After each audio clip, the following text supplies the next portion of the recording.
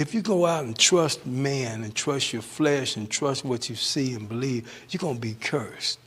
And you're not going to get a chance to get the blessing that God has for you because you're putting your confidence in your intellect, your feelings, your thought. So this is what he's saying. Even sick people, if you stay conscious that you're sick and you don't trust God to heal you, that you're going to be cursed with the sickness. That's why the Bible said, as a man or woman thinketh in their heart, so are they.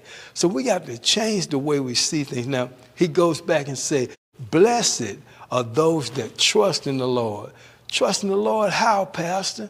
Put all your confidence in him. Commit everything that you do to him. Don't worry about what you got to go through because he promises you that he's going to use everything that worked against you for your good. And he said, even when the drought comes, your leaf is still going to be green. You're going to be prospering around people that are losing. That when this pandemic came in, there were new businesses created. There were people thriving, even though there were people suffering. But I tell you something, those that's in the spirit going to always thrive. And this is what he's telling you, is that this other component that goes with being able to be prosperous and have peace, you got to trust him. And this trust is so awesome because you can't understand it. You can't figure it out. So I'm telling you this, you have to lose your natural mind and adapt to what the word says and do what it says. And he said you can have everything that it said. He said it can't come back void. I love what it says, Isaiah 55:10. Just as sure as the rain comes down and waters the earth, so shall my word be that comes out of my mouth.